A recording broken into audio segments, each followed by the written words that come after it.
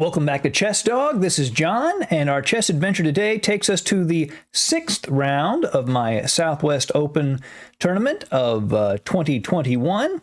And there are 2 more rounds left. It's a 7-round tournament, and I have 3 wins in the first 5 games, 1 loss and 2 draws, and the rest were wins. And so I'm trying to perhaps win the under 2200 prize in this tournament. And for my 6th round game, I have the white pieces. I'm paired against George Dye, who's 16 or so years old, I would guess. And he's a mid to high 1900s. And I have the white pieces, and I play d4. He plays knight f6, c4, e6, and I respond with knight to c3, inviting the Nimzo-Indian defense. And this defense is designed to control the e4 square. The knight on f6 controls it, the bishop at b4 pins the knight on c3, and that's where the battle revolves around. So I play f3. The idea is I want to expand in the center and gain space. The problem with this is that this pawn takes away the most natural square for the knight at g1, and it can weaken this dark square diagonal. So there's some risk there, but if it pays off, it really pays off. So I think it's the 5th most commonly played move in this position. He plays d5, a very standard move, a good move. a3, kicking the bishop, inviting the capture, which he takes. He's weakened my pawn structure, but I have a chance to get some space. I have the 2 bishops, so I really have something to work with. He plays b6. Now, this move is too slow. Really, I think there's really only one truly correct move here for black, and that's c5. And then taking on d5, then recapturing with the knight. This is clearly the best option for black in this particular line of what's called the Nimzo-Zamish variation. b6 is a little slow, and it allows me to achieve my goal, which is to expand in the center with e4 and advance. So I take, he captures with the pawn. If he takes with the knight, there's a nice little trap here. You play e4, you have a nice full pawn center, and he cannot capture on c3 because you play queen b3, and if queen d4, bishop b2 pins the knight to the queen, queen to e3 check. You have to block with the bishop. If you block with the knight, he plays knight to d5, queen e3, king f2, knight f1, and black is just winning in this particular position. So after queen to e3, you have to block with the bishop. Then the same maneuver doesn't work. Knight d5, queen e3, knight e3, king f2, and the knight is trapped. It has nowhere to go. There's no bishop on f1 to capture. But he makes the correct decision, which is to capture with the pawn. And I play e3. So my strategy is laid out in this structure. It's a fairly easy to play structure. This is one of the reasons why black is probably better off not letting white get this structure. It is playable for black, but it's tough. What I want to do is play my bishop to d3, my knight at g1 to e2, then g3, and then press forward with e4 and advance my central pawns. He castles, I play bishop to d3. He plays bishop to a6. He wants to get rid of my light squared bishop. I let him go ahead and do that and just get the tempos, the time it takes in return. Knight e2, bishop d3, queen d3, c5, challenging my center. Get my king to safety. Rook e8, putting pressure down the half-open file. Knight to g3.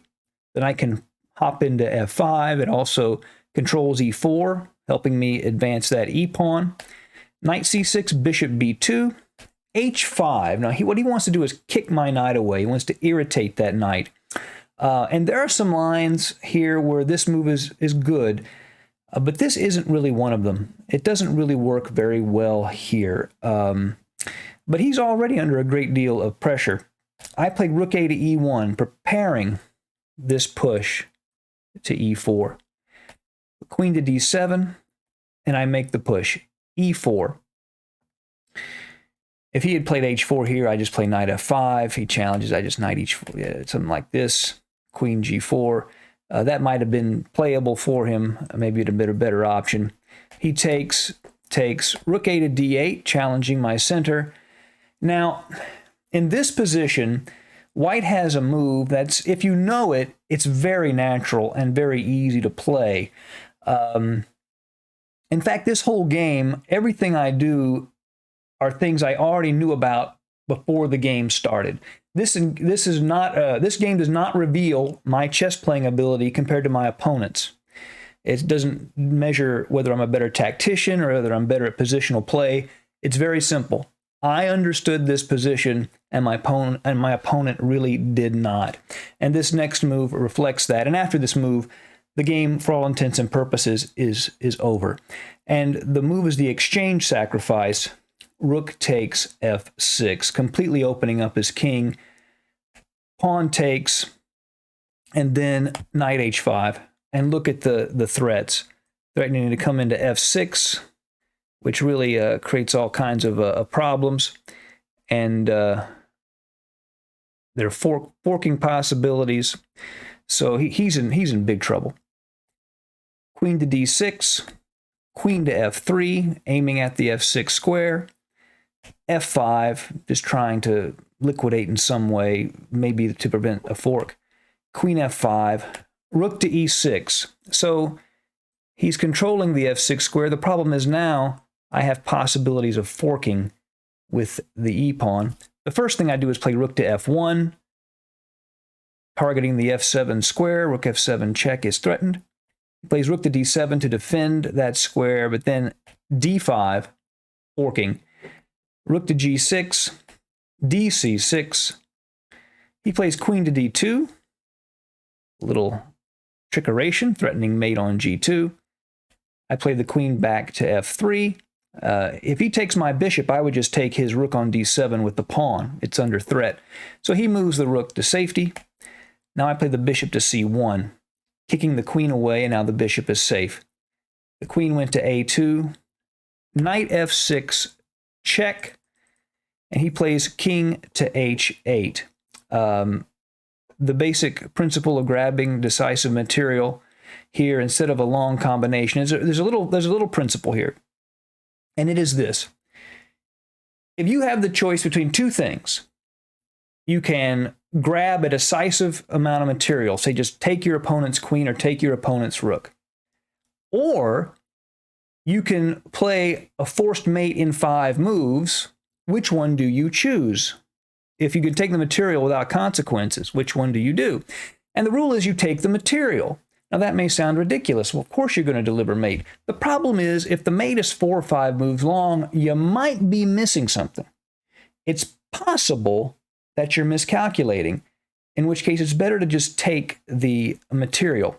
Here I did have a mate. Queen h5, check, king g7, queen h7, king f8, queen h8, king e7, queen e8, king d6, bishop f4 would have been mate. But I was, I knew I was winning no matter what. So why play a long calculation when you don't have to? So I play e5, locking the knight into place, and the queen now defends the pawn at c6. Plays rook takes c6. Now he just basically, it's over, of course. Queen takes c6, b5, queen to e8 check. And here he resigned, of course, because king g7, queen to g8 mate is coming.